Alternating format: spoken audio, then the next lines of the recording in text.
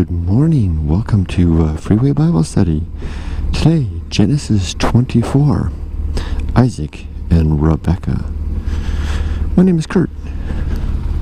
I'm your host of Freeway Bible Study, and we're going to walk today through this chapter, as we do every day, Monday through Friday, in an effort to make our way through the Bible front to back. I'm an atheist, which of course means that I don't believe that God exists. Not just your God, if you're a believer, but all gods, or at least all the gods that I've encountered so far. One by one, I've examined them, and one by one, I've rejected them. So, atheism isn't necessarily a wholesale rejection of gods. Or at least my version of it is I take them piece by piece. And remember, atheism isn't saying that God doesn't exist necessarily. We're simply saying, I don't believe your story about God. I was talking to my daughter about this last night. I asked her to imagine two people sitting on the side of a hill, maybe thousands of years ago, staring up at the sky at night at the stars, wondering at it all. And the one person asking, I wonder what it's all about. And the other one says, I know what it's all about. There's this creator, and he created everything, and we're his chosen people. That's the theist. That's the believer. The atheist is the person, the other guy, who looks over at him and says, yeah? Hey, well, why do you think that? And the theist says, well, look at it all. What could it all be from? How could it be otherwise?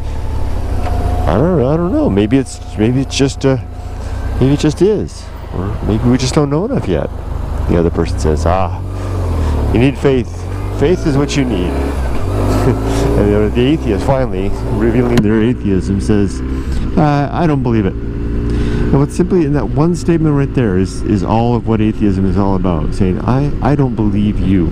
What you're telling me, I don't believe to be true. I'm going to get over in the fast lane because I'm running a little bit late to work today, because we're going to have a fast ride in. So that's what I am, but it doesn't mean that I'm going after all these stories with a vengeance. It just simply means that actually I'm going to take the expressway today. Let's do that. Save a few minutes, because like I said, I'm running a little late. I'm studying it to understand it so that I can engage more fully and in a better manner with the believers when we talk about these subjects, and so that I understand the roots of so much of my culture. Western culture is founded in, or at least has deep connections to, the stories of the Bible. So let's get on with it. Genesis 24. Isaac and Rebekah. Now our time with the patriarch Abraham is almost done. I think this one and the next chapter to come are our last two. And we've gotten to know Abraham quite well from his early days sojourning in Egypt. Woo, it's cold right here, man. I forgot to bring my proper riding gear this morning, so I'm riding lean. I don't have any warm stuff underneath. So we're gonna go up over the mountains. It's gonna be a cold one. So from Abraham in Egypt back up into the land of Canaan for a long life, settled down by the king Abimelech. And now Abraham is a very old man. He has two sons, Ishmael and Isaac, Ishmael being his firstborn, and who should be the recipient of his blessing and his inheritance, right? But you know that Ishmael's been set apart because he was born of a slave girl, Hagar. Isaac is his true heir. At least that's how he set it up. And Sarah has died. She died in the last chapter, Sarah, Abraham's wife, and was buried. And in this chapter opens with Abraham very old. Sarah was like 100 and, wait a minute. If Sarah was 123 when she died, and we know that Abraham is 9 years older than Sarah, that would put Abraham at 132? Well, didn't God say back in the time of Noah that man's days would be counted in number no more than 125? Well, like I said, I'm not going to worry too much about those details, but I will point them out when I see them. So maybe in the next chapter where I think Abraham dies, maybe they say specifically how old he is. But that's the math as I see it, because she was, yeah. I think in this last chapter it said she was 123 when she died. All right, so and 123 plus 9 is 132, I think, right? Yeah. So Sarah's dead. Abraham has Isaac, and Abraham decided it's time for Isaac to have a wife. So he goes to he calls his lead servant. I guess this would be like the steward of the household. And this is his really trusted guy. This is his lieutenant, right? His right-hand man. And he says to him, Isaac needs a wife. Here's what I need you to do. First of all, I want you to swear unto me. And the swearing ceremony is interesting. I had to look it up because I didn't understand what it meant to put your hand. Abraham asked the steward to put his hand on Abraham's thigh, under Abraham's thigh, which I'm trying to picture that in my mind. What does that look like, your hand under your thigh? And then so I looked it up because I was curious. And in biblical scholarship, the one that I read, that actually comes with my NIV Bible, thank you to my uncle who gave me that Bible that has that scholarship included with it, said that they can't be sure, nobody can be sure because there's no contemporary records to indicate what under the thigh meant, but it's possible that the servant was swearing upon Abraham's testicles, placing his hand under his balls, so to speak, sorry for the coarse language, and swearing that way. And what that meant was that the significance of that was that even after Abraham was dead, the oath would still be binding. So it's a way of stating a binding oath even when the one requesting the oath is on their deathbed. So Abraham must be near the end. So the servant swears that here's the oath. Abraham's big concern is that he wants a wife for Isaac, but he doesn't want a wife of the land of the Canaanites. He wants the servant to go back to his family's, his clan, wherever they came from. And I can't remember where that is. It does say in this chapter, but I can't remember. And go back to them and get a wife from his people.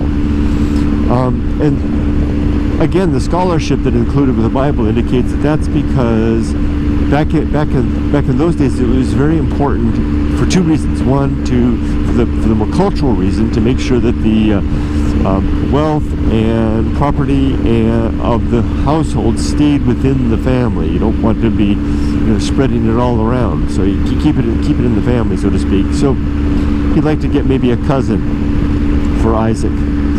Second speculation was that that I read was that Isaac's covenant with the Lord was into Abraham's covenant with the Lord was into Abraham's seed, his family. So that meant that to keep it as close as possible, so that to keep it as pure as possible, which is interesting, because you'd think that coming from Isaac, it would then pass immutably to anyone, because Abraham's extended family, they were not of the Abrahamic faith. Even though I thought there were others that were worshiping the one true God, it appears that at this time, at least according to the scholarship that I read, at this time, the Abrahamic faith consisted of Abraham and his family. So interesting, not too sure. So he swears, he asked him to, put your hand under my, under my privates here, and I want you to swear that you will go, you won't take a wife of the Canaanites of the land that we live in for Isaac, but instead you will go back to the land from which I came and get someone from my family, get a virgin from my family. Now, it's starting to make sense. Why? Because you remember in the last chapter, I think it was the last chapter. Yeah, it was the last chapter, I think. We have that sudden, and it was the chapter before that. That would be Genesis 22, I think. Where, after the the despicable events on the mountain with Isaac and Abraham, we conclude this with this short little passage about the genealogy of Abraham's brother's line. And I pointed out back in that chapter that there was a name Rebekah, and I've read the Bible before, but I can't remember all the details. But when I heard that name Rebekah, it stood out, and I pointed out at that time, hey, let's remember that name, because I think that's coming up. And I was right. I'm not congratulating myself. I'm just pointing out that reading the Bible over and over helps to build the narrative and see the bits and pieces. And now I'll never forget that. I'll never forget the connection between Genesis 22 and Genesis 24. So we saw. So whoever wrote the Bible, planted that little bit of literary forecast so that we could see Rebekah's arrival wouldn't surprise us. Again, to the Bible's credit, one more bit of interest that good literary development, I'd say. Whoever wrote Genesis 22 clearly had Genesis 24 in mind, or later translations did some good editing to build the story and provide the forecast of what was to come. And I imagine that that's probably the more likely circumstance, that because my own experience writing my own book, that I would do that. I would change the way that subsequent chapters would read, so better forecast what's coming. Why not the Bible? So the next piece is, it says, I want you to go to the land that I came from and do that. And the only release you'll have from this oath is if you don't find her. If the girl you find refuses to come, and the angel of the Lord will guide you to her. So good. So now we've got a mission, right? So this steward of Abraham gets 10 camels, loads them up with goodies, and off he goes. And I think he's got a few men with him. Maybe they're like, soldiers or something like that, someone to protect it. But we heard later that he's not alone. At first I was picturing this servant with 10 camels loaded with goodies wandering through the desert, just in an open target. I mean, this is kind of like this has got, what's carrying basically is a dowry on board, which is very, very worthwhile. I mean, highway robbery must have been a thing at the time. It must have been quite a target. Well, anyway, so the steward and the camels go for many days, and the steward, he's not sure how he's going to find the girl, the right one. So he makes a deal with he plans a mental strategy. He says, I'll know it is she if I meet her at a well and I ask her for some water, and she gives the water to me, and then she also gives water to my camels.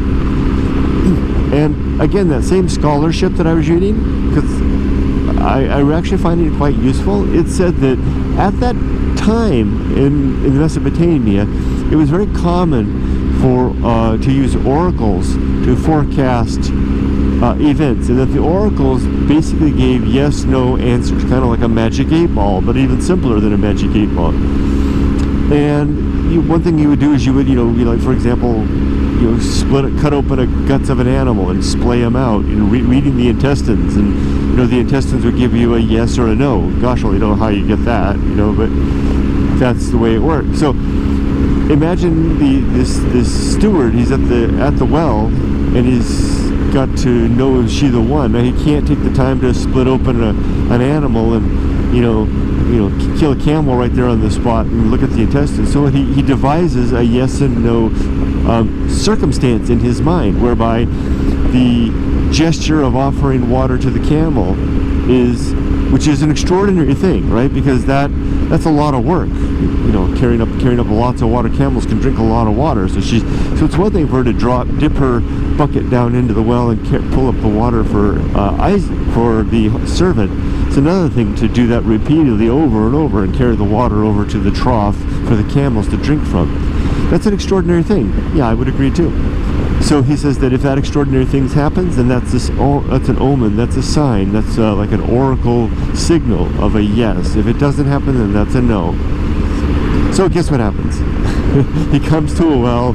Out walks a young virgin with a water bucket on her shoulder, and he asks for some water for himself. Excuse me. Pardon me. And she draws some water for him and says, "Oh, and sir, master, let me go ahead and tend to the watering needs of your camels." And she proceeds to go back and forth, watering the camels. Meanwhile, the servant is looking on, thinking, and he realizes that this is the one. So, and when she's done with her work, he says to her, "Please answer me a question. Whose daughter are you?" Or I think he says, "What is your name and whose daughter are you?" And she gives her name, and it is, oh gosh, I just said it a minute ago, and now I've forgotten. Rebekah, there it is. And she says, "My name is Rebekah. I am the daughter of, is it Nahor?" I'm going to get it wrong if I try to do that. She lists her father's name and her grandfather's name. And that's when suddenly the servant realizes, oh my gosh, this is the granddaughter of my master Abraham's brother, which makes sense. Again, I'm kind of impressed by that, because remember, Abraham didn't have Isaac until he was 100 years old. So for a girl to be about Isaac's age, if in contemporary sense, that would probably be Abraham's brother's granddaughter. So good job, Bible. Literary consistency. The story kind of looks good from that perspective. And so, but he has, but still, I mean, this is the thing, and I made a Facebook post earlier that it seems that believers, there's a difference between believers and skeptics, is that believers look at this stuff and say, oh, there's evidence right there, it's got to be true, right? There's evidence. What they're saying is that the literary consistency or the something like a revealed, like fulfilled prophecy is proof of, basically, even though they don't say it, what they're saying is proof of the supernatural. That is a huge, gigantic leap. There's so many other things that it possibly could be, from misinterpretation to coincidence to someone actually reverse engineering the writing at a later time during a subsequent translation to make it read like that. I mean, a lot of the fulfilled prophecies, for example, in the New Testament were written about after the Old Testament was laid out and everybody knew what the Old Testament had to say. So yeah, it's no surprise that you could write in some fulfilled prophecies when you already know what the prophecy is, right? I mean, you're writing, if I write in chapter 1 of my book that there will be an eclipse on the 7th day of April, 100 years from now, and then in chapter 2 of the book I write down that there was an eclipse on the 7th of April on the 100th year after that first book was written, would I say fulfilled eclipse? I mean, fulfilled prophecy? No, I would say whoever wrote the chapter 2 had clearly read chapter 1 and wanted us to believe chapter 1. I mean, these are the types of things that a skeptic would think about. But it seems that believers don't necessarily do that. They look at it, they see the beauty, the elegance, the consistency, and they say, it's got to be true. So, I see this, this is very nice. I like this, the way that the story reads, but I don't say, it's true. I say, well written, good job. Certainly no evidence of anything supernatural going on there. So he realizes that Rebekah is his master's granddaughter, grandniece, and he asks, and she's the one clearly, and he asks, pray tell me, is there room under your roof tonight for some lodgers and for our camels? And she says, of course, the master. We have plenty of straw and fodder and room under our house. And she runs back home and she gets out, goes to her brother and her father, who then come out to meet, well, actually the brother is the one that comes out to meet the servant and finds him at the well and says, hey, why? And the servant gives Rebekah a nose ring and a couple of bracelets. And the brother back at the house notices that she's wearing the bracelets, and he goes out to the Abraham's servant and says, hey, sir, why do you tarry here? Come inside, bring your camel inside. So they go inside. They get all situated, and food and water's brought for the travelers to clean their feet and the like, and they set up the camels and they're ready to spend the night, and they have a feast and they talk and stuff. And at that point, that's when the servant tells Rebekah's father and brother, who he really represents. That he represents the father's brother, who has prospered in his land, is very rich now, and desires a wife for his son Isaac from his people, and that he believes that Rebekah is the one. Now, the family, to their credit, I guess, if you're Bible believing person, to their credit, they say, well, who are we to say no? Now, back at the time, I read that it was kind of unusual to let a daughter wander away so far into a new marriage, because her protection was her family. So it was better for her to be wed into a family where she was nearby, where her father could be aware of what's happening. So in case her new husband mistreated her or abandoned her, she wouldn't become destitute. Like poor Hagar, sent off to wander in the wild with her young son Ishmael. That's what Abraham did a few chapters back. So the kind of an unusual gesture or turn, they basically say, yes, this is clearly the work of the Lord. If Rebekah will agree, then off she'll go. I don't know if they actually asked her if she'll give her that option. I don't think they did. They gave her the option later to actually leave right away or stay for 10 days, but I don't think she had a choice in the wedding. So the next morning they wake up, and the servant of Abraham, stretches his arms, has breakfast, and says, okay, let's be off. And now Rebekah's brother and mother have had some second thoughts, not about the betrothal or the marriage, but about letting Rebekah go that morning. And they suggest that Rebekah can stay behind for 10 days or so. They made it kind of vague. And that's where, Abraham's servant, I thought he was a little bit, heavy-handed at this time, because he says, I found the one, just let me get back so I can finish my work, right? I mean, you think that after all this, he'd be a little more understanding of the family's wish. They're going to lose their daughter. They weren't prepared for this. Just let her stay for another 10 days. Heck, Jephthah, later in the story, he's going to grant his daughter 2 months respite before he burns her as a burnt offering unto the Lord. But that's a little more extreme than going off to marry your brother's son. So maybe that's understandable. But anyway, so they say, well, let's leave it to Rebekah. They call Rebekah out and say, this man wants to take you now to your new home, or do you want to stay for 10 days or so? And she says, I'll go now. So they all hop on the camel train and off they go. Now, when they arrive, finally closing in on the camp of Isaac. Now, just picture the place. It's probably a field. I'm picturing, remember the movie 300? Recreating the story of the hot gates and the 300 Spartans, fighting back the mighty hordes of Xerxes. There's that one scene where the soldiers are taking off across the fields of Greece, the beautiful wheat fields, or it's like something like wheat growing in the mountains in the distance. And I picture that, or a similar scene in Gladiator, with that same kind of thing in the movie Gladiator. Anyway, so as the 10 camels are approaching the camp of Isaac now, I guess it's Abraham's there now, but it sounds like Isaac is kind of the head, has taken over operations of everything. Isaac happens to be out of the village, or out of his tent. He's out in the field meditating when he sees the camels coming. And so too do the people on the camel see Isaac's there in the field. And again, like I said, this beautiful, maybe fields of wheat, golden fields, and the kind of wind blowing through it, and the camels are approaching. And so Rebekah turns to the servant of Abraham and says, who is that man that we see there?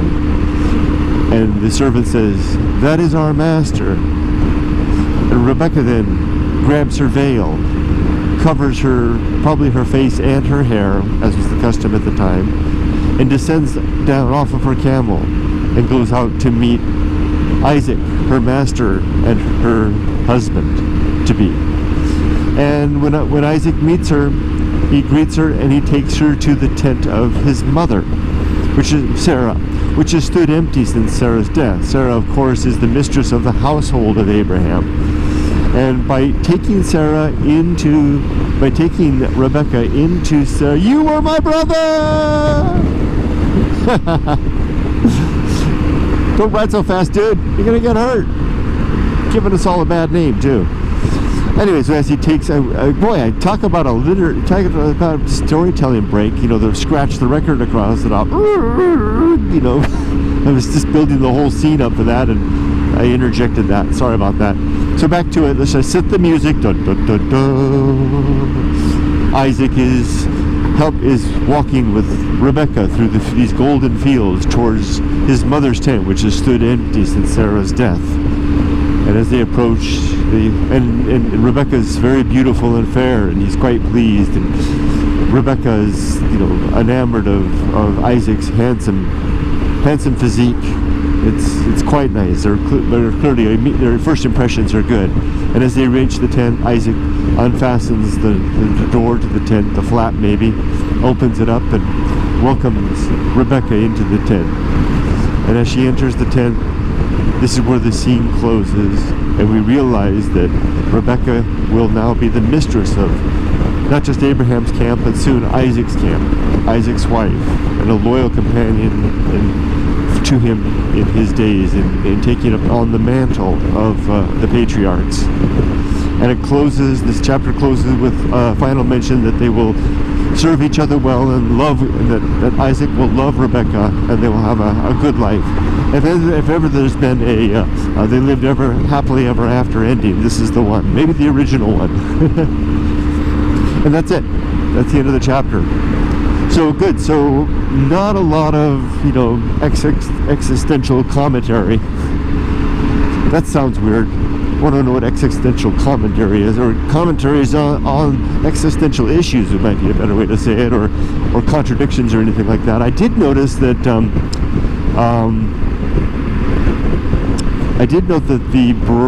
wealth, the weight of something about the worth of the bracelets that he gave her were like 40 shekels, which would be like 4 lifetimes worth of work. So that was interesting. Abraham is clearly quite wealthy. Okay, well, I think I'll leave it at that. And now this is Friday, so this is our last Bible study for this week. So I think next week we begin with Genesis 25, I think is the death of Abraham, and we will be then moving on to new things. Have a great day, everybody. Make it a wonderful day and a very good life. Take care. Bye-bye.